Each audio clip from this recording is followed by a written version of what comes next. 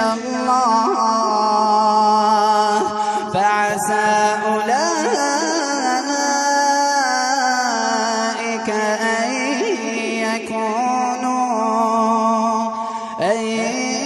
يكونوا من المهتدين۔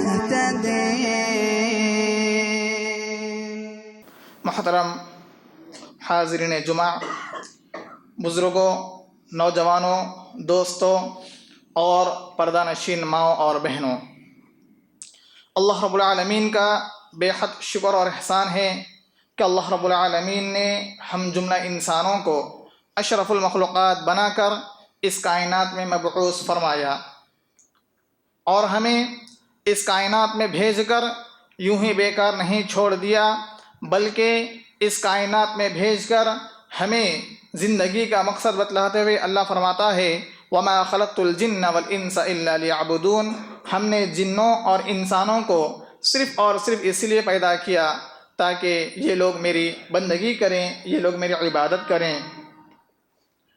بعدہ لاکھوں کروڑوں درود و سلام کا نزول ہو بالخصوص میرے اور آپ کے آخری نبی جناب محمد رسول اللہ صلی اللہ علیہ وسلم پر، وہ ذات گرامی، وہ ذات مقدسہ مبارکہ مطہرہ کہ رب العزت نے جنہیں رحمت کائنات بنا کر اس کائنات میں مبعوث فرمایا صلی اللہ علیہ وسلم۔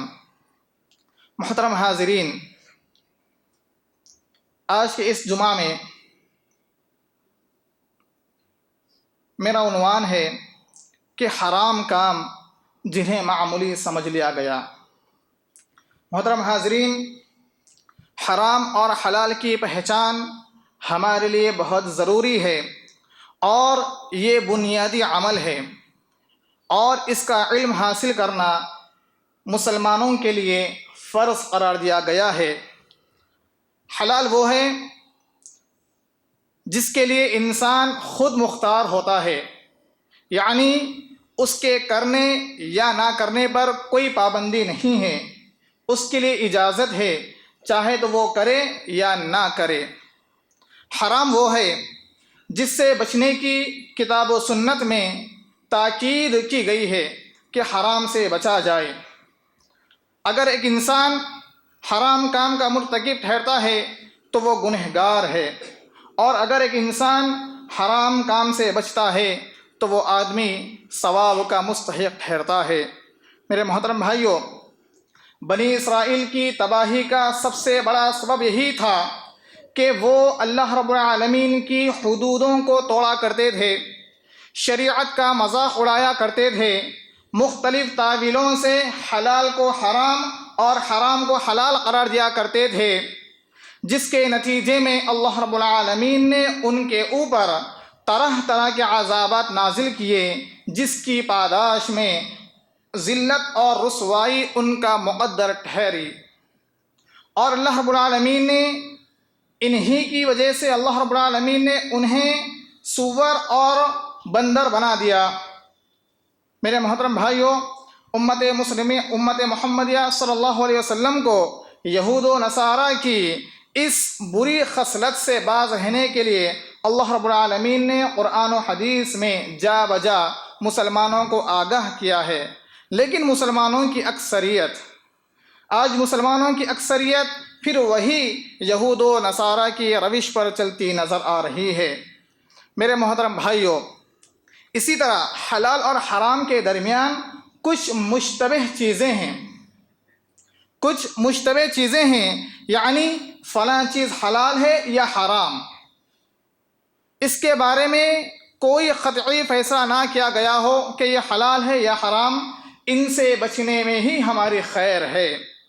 نبی کریم صلی اللہ علیہ وسلم نے کوئی کام کر کے نہیں بتایا کہ یہ چیز حرام ہے، بلکہ صرف اور صرف اپنی زبان سے ہی فرما دیا کہ یہ چیز حرام ہے۔ محترم حاضرین، جب کوئی چیز شرعاً ثابت ہو جائے کہ فلاں چیز حرام ہے تو پھر امیر، غریب، عجمی، عربی، غلام، آقا، گورا اور کالے کی تفریق کیے بغیر ہمیں ان سب چیزوں کو ماننا ضروری ہو جاتا ہے چاہے وہ شخص بلاد اسلامیہ میں ہو یا بلاد کفر میں، حرام چیز ہر حال میں حرام ہی رہے گی۔ لیکن آج معاشرے میں بہت سے لوگ بہت سی ایسی حرام چیزوں کو معمولی سمجھ لیے ہیں، معمولی ہی نہیں بلکہ انہیں حلال سمجھ کر اپنی زندگی میں لاگو کرتے ہیں۔ محترم حاضرین، آئیے میں آپ لوگوں کے سامنے اختصار کے ساتھ کچھ چیزوں کا ذکر کروں گا جو کہ ہماری زندگی میں وہ چیزیں پروان چڑھنے لگی ہے۔ ہم ان چیزوں کو کرنے پر فخر محسوس کرتے ہیں جبکہ شریعت اسلامیہ میں وہ چیزیں کلی طور پر حرام قرار دی گئی ہے۔ محترم حاضرین، سب سے پہلی چیز ہے شرک یا الفاظ۔ نمبر 1، سب سے پہلی چیز ہے شرک یا الفاظ۔ جیسا کہ آج بعض مسلمانوں کی زبان پر یہ کلمات جاری اور ساری ہے، جیسے لوگ کہا کرتے تھے کہ لوگوں کا کہنا ہے میں اللہ کی پناہ میں آتا ہوں اور تیری پناہ میں آتا ہوں، اور میں اللہ پر بھروسہ کرتا ہوں اور تجھ پر بھروسہ کرتا ہوں، یہ اللہ کی طرف سے ہے اور تیری طرف سے ہے، میرا اللہ کے سوا اور تیرے سوا کوئی نہیں ہے، آسمان میں اللہ میرا سہارا ہے اور زمین پر تو میرا سہارا ہے۔ اسلامی بھائیوں، ان جیسے کلمات کا ادا کرنا یہ شرک کلمات ہے اور یہ حرام ہے میرے محترم بھائیوں۔ لیکن ان جملوں میں اور کی بجائے اگر ہم پھر، یہ جو لفظ پھر ہے، اگر ہم اس کا استعمال کریں گے تو یہ چیز جائز ہوگی۔ مثلا ہم یوں کہیں میں اللہ پر بھروسہ کرتا ہوں پھر تجھ پر بھروسہ کرتا ہوں، میں اللہ پر بھروسہ کرتا ہوں پھر تجھ پر بھروسہ کرتا ہوں، تب جا کر یہ جملہ صحیح ہوگا، ورنہ یہ جملہ شرک کے درجے تک پہنچا دے گا ہمیں میرے محترم بھائیوں۔ اسی طرح ہر وہ جملہ بولنا حرام ہے جس میں زمانے کو برا بھلا کہا گیا ہے۔ مثلا یہ کہنا کہ یہ وقت بڑا منحوس ہے، زمانہ بڑا بے وفا ہے، اے زمانے کی ناکامیوں وغیرہ وغیرہ، یہ جملے بھی بولنا حرام ہے، کیونکہ زمانے کو گالی دینا یہ اللہ رب العالمین کو گالی دینے کے مترادف ہے۔ نبی کریم صلی اللہ علیہ وسلم حدیث قدسی میں ارشاد فرماتے ہیں یؤذینی ابن آدم یسب الدہر وانا الدہر بید الامر اقلب اللیل والنہار۔ نبی کریم صلی اللہ علیہ وسلم فرماتے ہیں کہ ابن آدم، حدیث قدسی میں نبی کریم صلی اللہ علیہ وسلم ارشاد فرماتے ہیں کہ ابن آدم مجھے گالی دیتا ہے، ابن آدم کی اولاد مجھے گالی دیتی ہے، وہ زمانے کو گالی دیتا ہے، مجھے تکلیف پہنچاتا ہے، زمانے کو گالی دیتا ہے، حالانکہ میں ہی زمانہ ہوں، میرے ہی ہاتھ میں سب کچھ ہے، میں دن کو رات کو بدلتا رہتا ہوں۔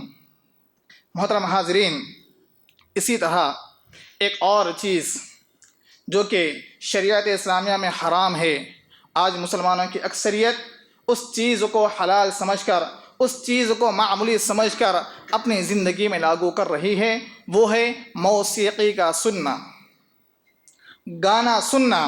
میرے محترم بھائیوں، موسیقی کا سننا جسے لوگ دلوں کا سکون کہتے ہیں، بہت سے لوگ یہ کہتے ہیں کہ ہم جب گانا سنتے ہیں تو ہمارے دلوں کو سکون ہوتا ہے، گھروں میں گاڑیوں پر جاتے وقت ہر جگہ اس کا خوب اہتمام کرتے ہیں، شادی بیاہ کے موقع پر دکان کی اوپننگ میں اس کا استعمال بیجا کرتے ہیں، حتیٰ کہ بعض لوگ اس گانے کو اتنا استعمال کرتے ہیں کہ بعض لوگوں کی کالر ٹیون اور رنگ ٹون پہ بھی اس کا استعمال ہوتا ہے، جبکہ دلوں کا سکون اور صرف اللہ رب العالمین کے ذکر میں ہی ہے۔ اللہ رب العالمین فرماتا ہے الا بذکر اللہ تطمئن القلوب، خبردار اللہ رب العالمین کے ذکر ہی سے لوگوں کے دلوں کو سکون نصیب ہوتا ہے۔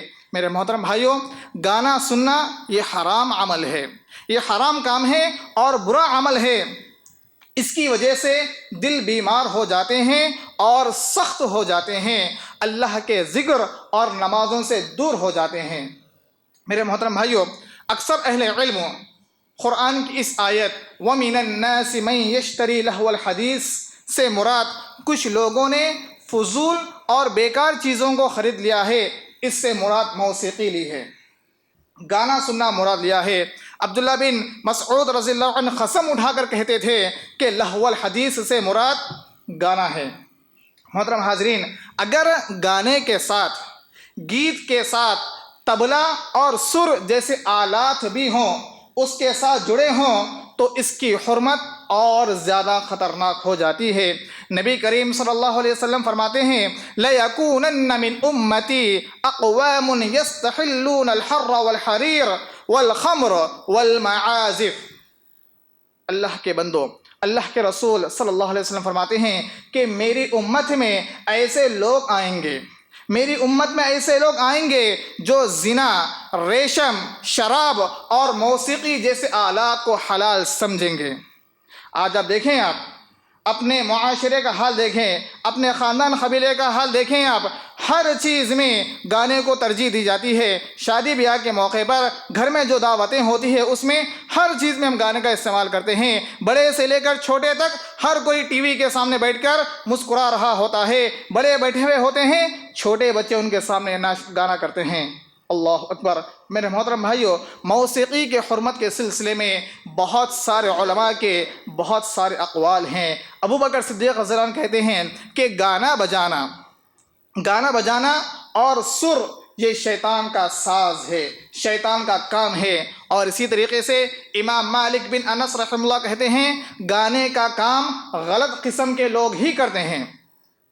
گانے کا کام، گانا بجانے کا کام یہ غلط قسم کے لوگ ہی کرتے ہیں۔ اور اسی طریقے سے امام احمد رحمہ اللہ کہتے ہیں گانا یہ دل میں نفاق پیدا کرتا ہے، اس لیے میں اس کو ناپسند کرتا ہوں۔ اور اسی طریقے سے عمر بن عبدالعزیز رحمہ اللہ کہا کرتے تھے گانے کی ابتدا، گانے کی شروعات یہ شیطان سے ہوتی ہے اور اس کے نتیجے میں رحمان ناراض ہوتا ہے۔ الغرض ہمیں یہ سب چیزوں سے اپنے آپ کو اور اپنے گھر والوں کو دور رکھنا چاہیے۔ اسی طرح میرے محترم بھائیوں، ایک اور حرام چیز جسے لوگ معمولی سمجھتے ہیں وہ ہے تصویر کشی۔ تصویر کشی، ویڈیوگرافی، یہ چیزیں ہماری دعوتوں کا مرکز بن چکی ہے۔ تصویر کشی، ویڈیوگرافی یہ ہماری دعوتوں کا مرکز بن چکی ہے اور ایک خاص اہمیت ہم اس کو دیتے ہیں۔ اس کے بغیر ہماری دعوتیں، ہمارے پروگرامز اور جتنے بھی ہمارے گھر میں جو ایکٹیویٹیز ہوتے ہیں، ویڈیوگرافی اور تصویر کشی کے بغیر ہم اس کو ناقص سمجھتے ہیں، ادھورا سمجھتے ہیں۔ آج ہمارے معاشرے میں طاہرانہ نظر ڈالیں آپ تو پتہ چلے گا کہ ہم کس قدر تصویر کشی کرتے ہیں۔ ہر اینگل کی ایک فوٹو لیتے ہیں، ہر اینگل سے ایک تصویر لیتے ہیں۔ ہم انسان اور دیگر جانداروں کی تصویریں بنانے کی حرمت میں احادیث میں بہت زیادہ نصوص وارد ہوئے ہیں۔ عائشہ صدیقہ رضی اللہ عنہا کہا کرتی تھی کہ ایک مرتبہ میں اللہ کے رسول صلی اللہ علیہ وسلم کے لیے ایک تکیہ خریدا جس کے اوپر ایک تصویر بھی موجود تھی۔ نبی کریم صلی اللہ علیہ وسلم جب گھر تشریف لائے تو گھر کے دہلیز پر ہی کھڑے ہو گئے، آپ اندر تشریف نہیں لے کے گئے۔ آپ عائشہ صدیقہ رضی اللہ عنہا عرض کرتی ہیں میں اللہ سے توبہ کرتی ہوں اس گناہ سے جو میں نے کیا ہے۔ آپ نے فرمایا یہ تکیہ کیسا ہے؟ تو عائشہ صدیقہ رضی اللہ عنہا نے عرض کیا یہ آپ کے لیے ہے، آپ یہاں تشریف رکھیں اور اس کے اوپر ٹیک لگائیں۔ تو نبی کریم صلی اللہ علیہ وسلم فرماتے ہیں ان تصویر بنانے والوں کو قیامت کے دن عذاب دیا جائے گا، ان سے کہا جائے گا جو کچھ تم نے بنایا ہے ان میں روح ڈالو، اس کو زندہ کرو۔ اور فرشتے اس گھر میں داخل نہیں ہوتے ہیں جن گھروں میں تصویریں ہوا کرتی ہے۔ میرے محترم بھائیو، اسی طریقے سے ابو سعید خدری رضی اللہ عنہ کہتے ہیں کہ نبی کریم صلی اللہ علیہ وسلم نے فرمایا ان اشد الناس عذابا یوم القیامہ المصورون۔ قیامت کے دن سب سے زیادہ عذاب، سب سے زیادہ سخت عذاب اس انسان کو دیا جائے گا جو تصویر بناتے ہیں، جو تصویر کشی کرتے ہیں۔ ایسے لوگوں کو قیامت کے دن سب سے زیادہ سخت عذاب دیا جائے گا۔ اور اسی طریقے سے ابن عمر رضی اللہ عنہ سے روایت ہے کہ نبی کریم صلی اللہ علیہ وسلم نے فرمایا کہ تصویر بنانے والوں کو قیامت کے دن عذاب دیا جائے گا اور ان سے کہا جائے گا کہ تم نے جو دنیا میں تصویر بنائی تھی اس میں روح ڈال کر اسے زندہ کرو۔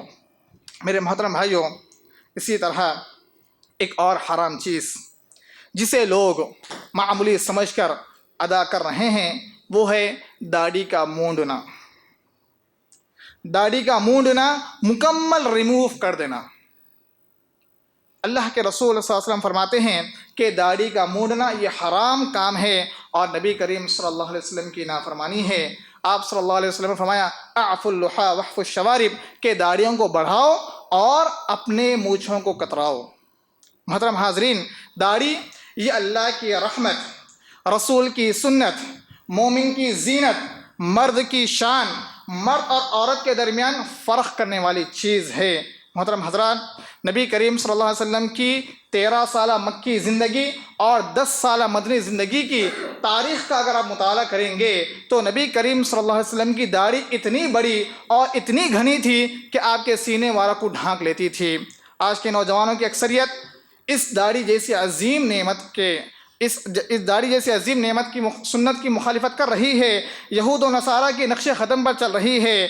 نوجوان داڑھی مونڈنے میں آگے آگے نظر آ رہے ہیں. داڑھی کا خط بناتے ہیں، فرینچ اسٹائل میں داڑھی کو کٹ کرتے ہیں. اللہ کے بندو، نئے نئے طریقوں سے داڑھی کا مذاق اڑاتے ہیں. افسوس ہوتا ہے ایسے نوجوانوں کو دیکھ کر، افسوس ہوتا ہے ایسے نوجوانوں کو دیکھ کر. چمڑے اٹھا کر داڑھی کو مڑا کر کچرے کے ڈبے کے حوالے کرتے ہیں. نعوذ باللہ ثم نعوذ باللہ. ایک طرف یہ مسلمان، یہ مسلم نوجوان، اور ایک طرف وہ سکھ قوم جس کے پاس نہ قرآن جیسی عظیم کتاب ہے اور نہ ہی احادیث رسول صلی اللہ علیہ وسلم موجود ہے. اس کے باوجود وہ لوگ آپس میں مذہب کے معاملے میں بڑے سخت ہوتے ہیں. وہ کسی بھی حال میں اپنی داڑھی کو ہاتھ نہیں لگاتے، اپنی داڑھی کو ریموو نہیں کرتے، مونڈتے نہیں، ہر حال میں اپنی داڑھی کی حفاظت کرتے ہیں. نبی کریم صلی اللہ علیہ وسلم فرماتے ہیں کہ کل امتی معافن الا المجاہر، میری تمام امت معاف کر دی جائے گی سوائے اس کے جو کھلم کھلا گناہ کرتی ہے. میرے محترم بھائیوں، یہ داڑھی مونڈنا یہ گناہ مستمرہ ہے، ایسا گناہ جو کنٹینیو چلنے والا ہے. اگر ہم اللہ رب العالمین سے توبہ کر کے دوبارہ داڑھی رکھنا شروع نہ کر دیں گے اس وقت تک ہم گناہ میں مبتلا ہوتے ہیں. اور یہ داڑھی مونڈنا یہ علانیہ گناہ کر رہے ہیں ہم. اور اسی طریقے سے داڑھی مونڈ کر ایک شخص اللہ کے رسول صلی اللہ علیہ وسلم کے پاس آیا. نبی کریم صلی اللہ علیہ وسلم اس انسان سے اپنا چہرہ موڑ لیے، اس انسان سے اپنا چہرہ موڑ لیے جو داڑھی مونڈ کر نبی کریم صلی اللہ علیہ وسلم کے پاس آیا تھا. ایک مرتبہ نہیں، 2 مرتبہ نہیں، بلکہ 3 مرتبہ اللہ کے رسول صلی اللہ علیہ وسلم اپنا چہرہ موڑ لیے اس انسان سے. دنیا میں اللہ کے رسول صلی اللہ علیہ وسلم نے ایک شخص سے اپنا چہرہ موڑ لیا ہے محض اس بنا پر کہ وہ آدمی داڑھی موڑ کر آیا تھا. تو بتاؤ کل قیامت کے دن نفسا نفسی کا عالم ہوگا. اللہ کے رسول صلی اللہ علیہ وسلم کسی داڑھی موڑنے والے انسان سے اگر چہرہ موڑ لیں تو بتاؤ ہم کہاں جائیں گے؟ ہم اللہ کے بندو اللہ سے توبہ کر کے دوبارہ داڑھی رکھنا شروع کر دیں. اور اسی طریقے سے ایک اور چیز جسے آج ہم معمولی سمجھ کر حرام نہیں بلکہ حلال سمجھ اسے کر رہے ہیں وہ ہے مردوں کا ٹخنوں سے کپڑا نیچے لٹکانا. مردوں کا ٹخنوں سے کپڑا نیچے لٹکانا آج یہ ہمارا فیشن ہو چکا ہے. آج جس کے جتنے زیادہ لمبے کپڑے ہو رہے ہیں معاشرے میں اس کو اتنی ہی عزت دی جا رہی ہے. جس کے کپڑے جتنے اوپر ہو رہے ہیں آج معاشرے میں اس کو اتنی ہی حقیر نگاہ سے دیکھا جا رہا ہے. اللہ کے بندو، اللہ کے رسول صلی اللہ علیہ وسلم فرماتے ہیں کہ ما اسفل من الکعبین من الازار ففی النار، کہ جس انسان کا پائجامہ یا لنگی وغیرہ اس کے ٹخنوں سے نیچا لٹکا رہے گا اللہ رب العالمین اس کے اتنے حصے کو جہنم میں ڈالے گا اور اسے سخت سے سخت ترین عذاب دیا جائے گا. میرے محترم بھائیوں، اسی طریقے سے تہبند کو لٹکانے کی سزا یہ ہے کہ اللہ رب العالمین قیامت والے دن ایسا کرنے والوں کی طرف نہیں دیکھے گا. گناہ ایک ہے لیکن ایک گناہ کرنے کی وجہ سے اللہ رب العالمین اس کو 4 سزائیں دے رہا ہے. 1 2 نہیں بلکہ 4 سزائیں دے رہا ہے. جو آدمی اپنے تہبند کو تکبر کی وجہ سے نیچے گھسیٹ کر چلتا ہے اس انسان کو اللہ رب العالمین قیامت کے دن ایسے انسان سے کلام نہیں کرے گا، ایسے انسان کی طرف نہیں دیکھے گا، ایسے انسان کو پاک صاف نہیں کرے گا، اور ایسے انسان کے لیے دردناک عذاب بھی ہے۔ نبی کریم صلی اللہ علیہ وسلم فرماتے ہیں کہ ثلاثۃ لا یکلمہم اللہ یوم القیامہ ولا ینظر الیہم لا یزکیہم ولہم عذاب علیم، ولا ینظر الیہم ولا یزکیہم ولہم عذاب علیم۔ نمبر 1، المسبل والمنان والمنفق صلعته بالحلف الكاذب۔ تین قسم کے لوگ ایسے ہیں قیامت کے دن اللہ رب العالمین ایسے لوگوں کی طرف نہ دیکھے گا، نہ بات کرے گا، اور نہ ہی انہیں پاک صاف کرے گا، بلکہ ان کے لیے دردناک عذاب تیار کر رکھا ہے۔ نمبر 1، سب سے پہلا ہے کہ اپنے کپڑوں کو تکبر کی وجہ سے لٹکا کر پھرنے والا، پہلا انسان۔ دوسرا انسان احسان جتلانے والا۔ تیسرا انسان جھوٹی قسم کھا کر اپنے مال کی تجارت کرنے والا۔ یہ تین قسم کے لوگ ایسے ہیں جن کو اللہ رب العالمین قیامت کے دن سخت سے سخت عذاب دے گا۔ اور اسی طریقے سے ابن عمر رضی اللہ عنہ کی حدیث ہے کہ اللہ کے رسول صلی اللہ علیہ وسلم فرماتے ہیں کہ بنی اسرائیل میں ایک شخص تھا جو انتہائی تکبر کی حالت میں تھا۔ وہ انسان تکبر کی وجہ سے، گھمنڈ کرنے کی وجہ سے اپنے کپڑوں کو اس طرح زمین پر گھسیٹ کر چل رہا تھا کہ اللہ رب العالمین کو اس کی یہ ادا تھوڑی بھی پسند نہیں آئی۔ اللہ رب العالمین فوراً زمین کو حکم دیتے ہیں کہ اس انسان کو اپنی آغوش میں لے لے۔ فوراً زمین اللہ رب العالمین کے حکم کی تعمیل کرتے ہوئے اپنا سینہ چیر دیتی ہے اور اس انسان کو اپنے اندر سمو لیتی ہے۔ اور احادیث میں آتا ہے کہ وہ انسان جو تکبر کی وجہ سے زمین پر اترا کر چل رہا تھا، قیامت تک وہ انسان زمین میں دھنستا چلا جائے گا، محض اس بنا پر کہ اس نے تکبر کی وجہ سے اپنے آپ کو زمین پر اترا کر چل رہا تھا۔ اور جو بغیر تکبر کے اپنے کپڑوں کو زمین پر گھسیٹ کر چلتے ہیں، ان کے لیے حدیث ہے کہ ما اسفل من الکعبین من الازار ففی النار، کہ اتنا حصہ، جتنا حصہ سے وہ کپڑے لٹک رہے ہیں، اتنا حصہ جہنم کے آگ میں جائے گا۔ میرے محترم بھائیوں، اور بہت سی چیزیں ہیں جنہیں ہم لوگ معمولی سمجھ کر ادا کر رہے ہیں۔ ان میں سے ایک چیز ہے تمباکو نوشی، سگریٹ، گٹکا، بیڑی۔ یہ ایسی چیزیں ہیں جن کو ہم علانیہ طور پر کر رہے ہیں۔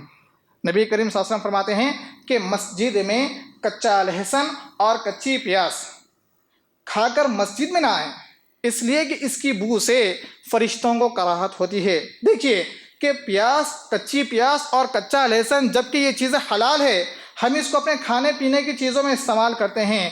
اس کے علاوہ جو چیز شریعت نے کلی طور پر حرام کر دی ہے کہ نشے والی چیزوں کا استعمال نہیں کرنا ہے، تو ہم وہ چیزیں استعمال کر کے مسجد آتے ہیں۔ تو سوچئے ہماری نمازیں کیسی قبول ہوگی، ہماری نمازوں میں وہ عاجزی انکساری کیسا پیدا ہوگی۔ ایک تو ہم وہ سب چیزوں کا استعمال کرتے ہیں، جب ہم آ کے ٹھہرتے ہیں اپنی نماز نہیں ہو رہی ہے، ہم بازو والوں کے پاس کھڑ کر اس کو تکلیف دے رہے ہیں، اور فرشتوں کو بھی ہم تکلیف پہنچا رہے ہیں۔ اللہ کے بندو، یہ ایسی چیزیں ہیں، اگر ہم اس سے بچیں گے تو انشاءاللہ ہماری زندگیوں میں بہت حد تک ہماری زندگیوں میں سدھار پیدا ہوگا۔ اور اسی طریقے سے غیبت، یہ بھی ایک ایسی چیز ہے جس کو ہم ایسا کرتے ہیں کہ جیسا ہمارے زندگی میں، ہمارے نبی کریم صلی اللہ علیہ وسلم کی شریعت میں اس چیز کو کچھ اہمیت ہی نہیں ہے، جبکہ غیبت یہ حرام چیز ہے۔ اللہ کے رسول صلی اللہ علیہ وسلم فرماتے ہیں کہ غیبت اس چیز کو کہتے ہیں کہ اگر ایک بندے کے اندر وہ چیز پائی جا رہی ہے اور اب اس کا ذکر کرے لوگوں کے سامنے تو یہ غیبت ہے۔ اگر اس کے اندر وہ چیز نہیں پائی جا رہی ہے، آپ پھر بھی اس کو ذکر کر رہے ہیں، تو یہ غیبت نہیں بلکہ بہتان ہے۔ الغرض، خلاصہ کلام ہی ہے کہ جو چیزیں میں آپ کے سامنے ذکر کیا ہوں کہ شرک کے الفاظ، موسیقی، تصویر کشی، اور اسی طریقے سے داڑھی کا موننا، اور اسی طریقے سے اپنے کپڑوں کو ٹخنوں کے نیچے لٹکانا، یہ ایسی چیزیں ہیں جو ہماری زندگی میں ہم کھل کر رہے ہیں، اس کو علانیہ طور پر کر رہے ہیں، جبکہ شریعت اسلامیہ میں یہ ساری کی ساری چیزیں حرام ہے۔ اور اس کی سزا بھی آپ لوگوں کے سامنے بیان کر دی گئی ہے۔ آخر میں اللہ رب العالمین سے دعا ہے کہ اللہ تعالیٰ سب سے پہلے اس ناچیز کو ان باتوں پر عمل کرنے کی توفیق عطا فرمائے، اور بعد میں آپ تمام حضرات کو ان سبھی باتوں پر عمل کرنے کی توفیق عطا فرمائے۔ آمین۔ اقول قولی ھذا واستغفر اللہ لی ولکم ولسائر المسلمین۔